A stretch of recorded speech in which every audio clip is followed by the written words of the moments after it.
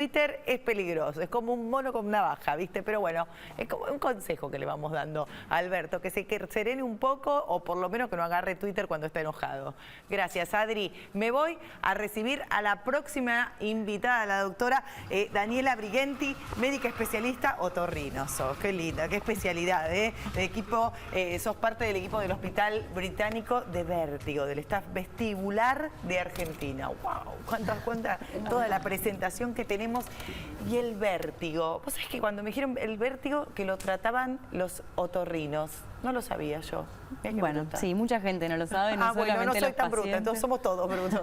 Claro, ¿cómo? O sea, vos decís, tenés uno piensa que es... problema de cervical. Cervicales, entonces pensás que es la vista, te pensás un montón de cosas y no se te ocurre consultarlo con un otorrino. Bueno, eso quizás es una de las dificultades que más vemos en las consultas diarias, en donde nuestros pacientes que tienen vértigo, que quizás me parece interesante definir a qué llamamos vértigo. ¿A qué llamamos vértigo? Médicamente, que es una sensación o una ilusión de giro que puede ser del entorno con respecto a uno o de nosotros con respecto al entorno. A eso es lo que nosotros médicamente conocemos como vértigo. Podés empezar a sentir sensaciones de vértigo, algunas son realmente peligrosas. Totalmente, que pueden producir caídas o estar acompañadas de otros síntomas que también se vuelven peligrosas. Peligrosas, mal, como necesitar acostarte, dormir en el piso directamente porque tenés... Muchas veces los pacientes vienen acompañados con familiares o con vecinos o incluso es necesario llamar una ambulancia porque el vértigo no permite que puedan acudir, caminar. Exacto. Claro, uno parece como algo risueño, pero cuando el vértigo se transforma en algo peligroso, ahí es, o sea, uno intenta saber qué te pasa, qué pasa. ¿Cuándo consultás? Porque hay situaciones de vértigo esporádico y después hay un vértigo que se sostiene en el tiempo. ¿Cómo se diferencia eso? Claro, bueno, hay distintas causas que pueden producir el vértigo, hay muchas enfermedades que pueden producir el vértigo. Entonces, cuando llega un paciente a la consulta, lo primero que tenemos que hacer es diferenciar si es un vértigo que es de origen del sistema nervioso central o periférico, que ahí es cuando involucra al oído interno, ¿sí? El oído tiene tres partes, la parte del oído interno es la que está involucrada en estos vértigos que nosotros vemos en las consultas frecuentemente. Perdón, ¿ahí están los famosos otolitos? Sí, bueno, los famosos otolitos, no sé si son tan famosos, pero bueno, sí, a mucha gente le sucede.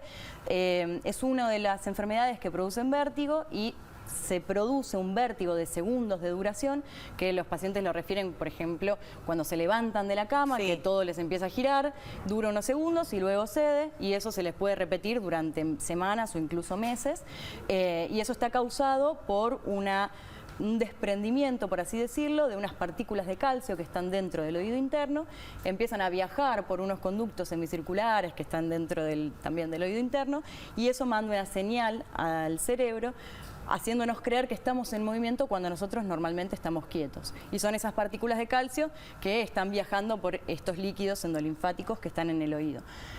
Esos vértigos son la consulta más frecuente que tenemos de origen otorrinolaringológico y normalmente se pueden tratar y se puede solucionar en la mayor cantidad de las veces haciendo maniobras de reposicionamiento para reubicar esas partículas de calcio que vuelven al lugar donde pertenecen, por así decirlo, y que no molesten más y no generen esa ilusión de movimiento. ¿Cómo son esas maniobras?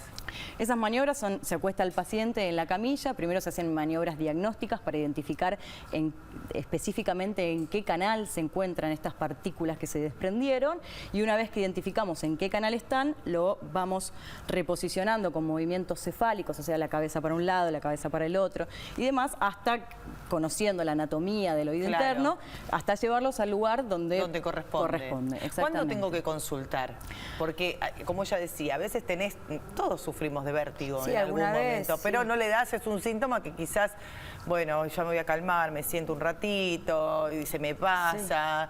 No le damos demasiada importancia a ese síntoma. Bueno, está el vértigo, que es esta sensación de que todo me gira y todo me da vuelta, y también el mareo, que es un síntoma un poco más inespecífico, en donde el paciente refiere como una inestabilidad o como si estuviese en un barco o como un vaivén, que muchas veces está asociado o es un síntoma per se.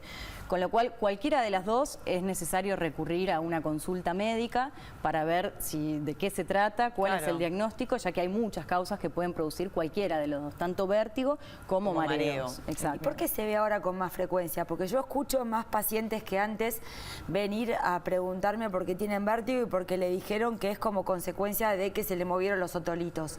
Bueno, las causas de este desprendimiento de los otolitos pueden ser por traumatismos, ¿sí? Traumatismos cefálicos, o sea, por un golpe en la cabeza, que eso hace que se desprendan estas partículas de calcio, estas otoconias, o puede ser de origen idiopático, que significa que no sabemos bien por qué se produce y se desprenden, ¿sí? Son más frecuentes en la edad adulta.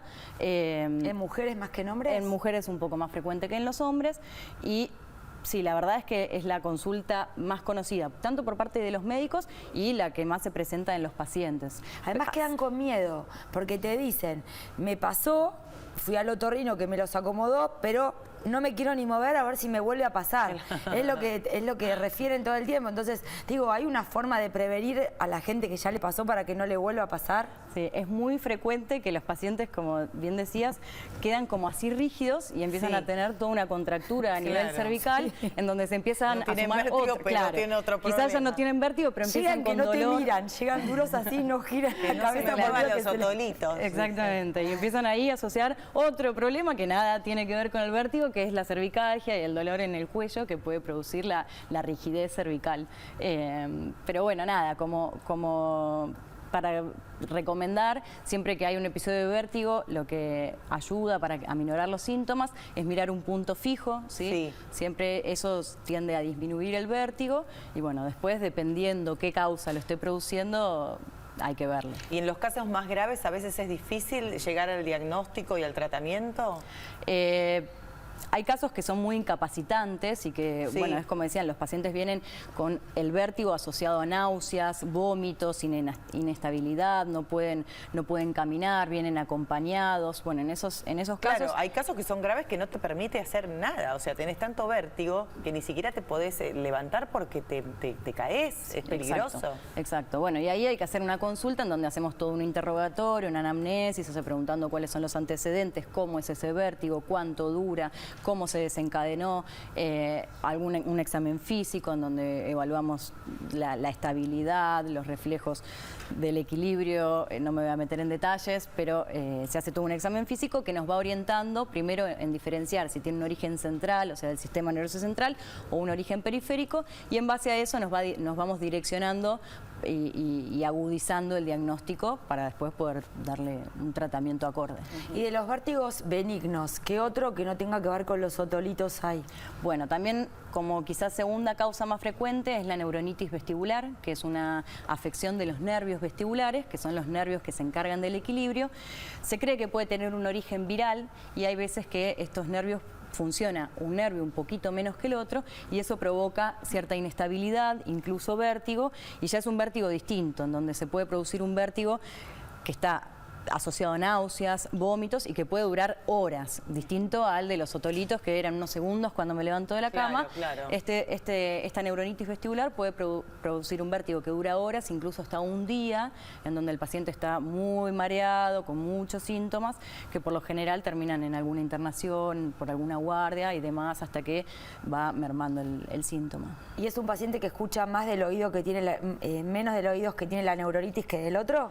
En algunos casos pueden estar asociados la pérdida de audición con el vértigo. Por lo general en la neuronitis vestibular, como es el nervio vestibular, que es el del que se encarga del equilibrio, solamente se afecta el equilibrio, ¿sí? Pero cuando está afectado el nervio cócleo-vestibular, que es un poquito antes de que se separen, digamos, que afecta tanto la audición como el equilibrio, también existe la afectación de ese nervio en ese punto y ahí sí es combinado, tanto una pérdida de audición con una pérdida del equilibrio. ¿Y vos te especializaste en vértigo? Yo me especialicé en otorrinolaringología y dentro de otorrinolaringología, sí, lo que más hago es vértigo. ¿Y los pacientes que te vienen a ver, cuándo pueden volver a hacer una vida normal una vez que vos o le acomodás los otolitos o ellos terminan descubriendo cuál fue la causa que les ocasiona el vértigo? Bueno, eso es muy amplio el abanico de opciones porque dependiendo del diagnóstico va a ser lo que se indique, ¿sí? Puede llegar a tener una terapia con tratamientos medicamentosos, o sea, con medicaciones, puede ser una terapia con rehabilitación kinesiológica, una rehabilitación vestibular, que quizás necesite varias sesiones, puede ser una reacomodación, como habíamos visto en el caso de los otolitos, incluso hasta se puede llegar a hacer cirugías, que son pero muy cuando poco le frecuentes, acomodan pero los existen. otolitos, después hacen una vida normal. Pueden hacer actividad física, todo eso, hablarle, porque después me viene a ver y me dice, doctora, no me puedo mover porque me acaban de acomodar los otolitos. Dale, anda a correr, le digo que ya los tenés acomodados los otolitos. Claro, Sí. se asusta a la gente. Claro. No, es que es muy feo sufrir vértigo, ya lo es sé, muy feo. La verdad que yo conozco muchos casos de personas que les ha costado dar con el diagnóstico. Sí, o sea, te pasa y no sabes cómo tratarlo. Sí, no sabes cómo tratarlo y también a veces no sabes a dónde ir. ¿A dónde consultar? Claro. Bueno, nos pasa mucho eso, de que nadie sabe que el oído interno tiene que ver con el equilibrio, entonces es como que van directo, no sé, o al traumatólogo porque pueden ser las cervicales y el traumatólogo le hace una resonancia de las cervicales y es normal, de ahí van, no sé, al kinesiólogo y el kinesiólogo tampoco encuentra nada, hasta que llegan al otorrino es como que muchas veces los pacientes empiezan a deambular por distintas especialidades hasta que algún clínico o alguien... Dice, ¿por qué no vas a ver un otorrino? Y dale, y ahora me lo venís a decir. Sí, es muy bueno, Daniela, muchas gracias. No, sé que gracias a en general por la ustedes siempre están muy ocupados y tomarse el trabajo de